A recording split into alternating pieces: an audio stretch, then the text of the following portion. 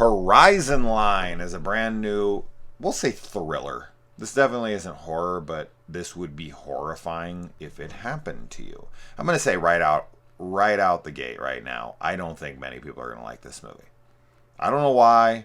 I just don't. I just don't think that it's going to have much fans. So I don't think it's a bad film. Um, I think that it has a good premise, and at the end, I'm not really honestly sure what more they could have done with it. So I feel like it explored the territory that it had to explore enough. I don't know. So anyway, what this is about, this stars the chick from Get Out and what was that other movie she was in? I can't remember. That's funny. But the girlfriend in Get Out, the one that brings him home to his parents. I'll think of her other movie here before we're done. I guarantee it. Anyway, I don't know what her damn name is. She's beautiful, and she's quite likable.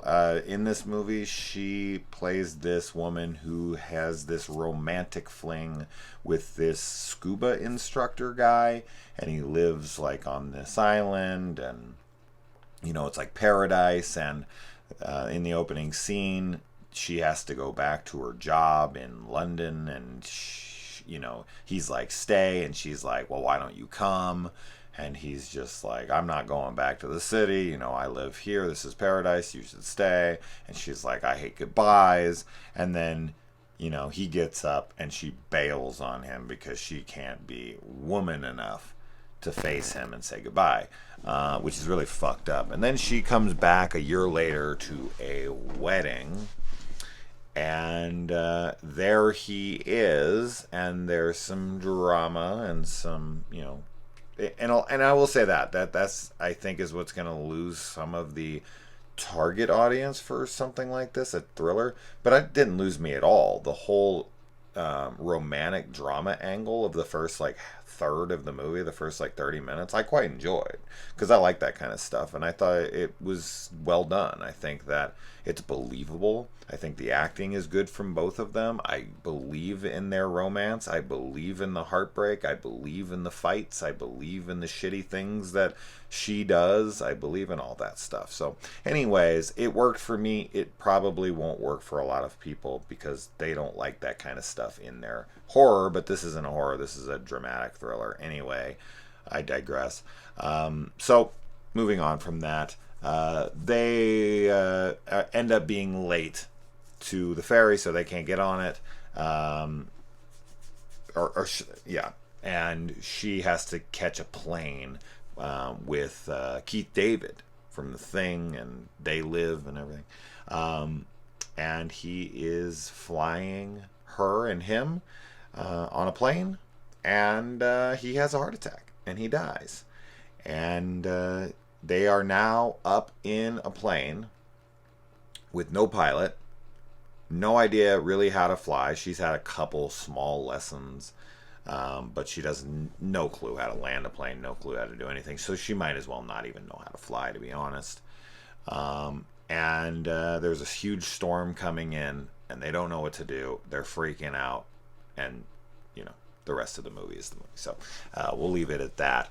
But that's a really long way of just saying two people are on a plane, the pilot dies, and they have to. But I think why I want to mention all the dramatic stuff, all that built up romantic drama, is because I think that's where a lot of people aren't going to be interested in this movie. And I think that if that is something that you're not interested in at all, definitely don't watch this, because that's a good majority of this movie. That's what the whole film is kind of based around, is their romance drama. But the thrilling aspects of them up in the plane trying to figure out how to survive, I thought were good. I mean, yeah, the antics are ridiculous and unbelievable, but in a film like this, what did you expect?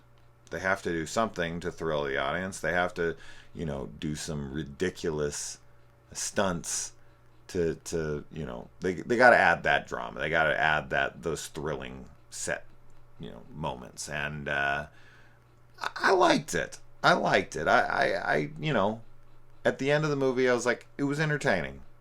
I bought into their romance. I bought into a decent, or most of the plane stuff. Yeah, some of it was eye rolling. Some of it was like, oh, come on, get the fuck out of here. And some of it was dragged on a little much. It was like, do we really need to do this like 5 times? Like, we don't. But they were trying to pad the runtime with that. But imagine that. I think that's what it comes down to.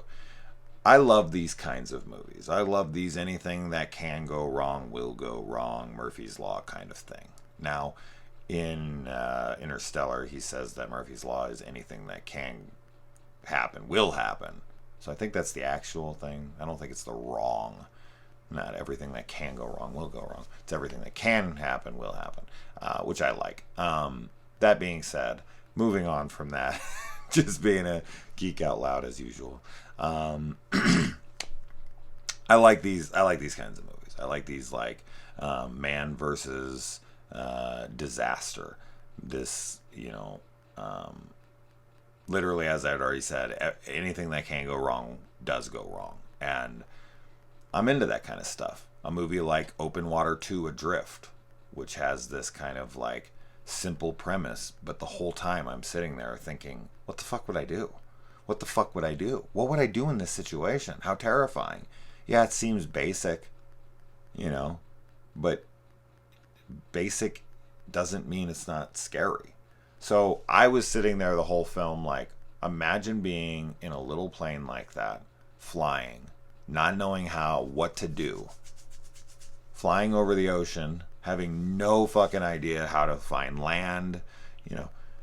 The storm is heading in, and you're stuck on there with someone who's not too fond of you.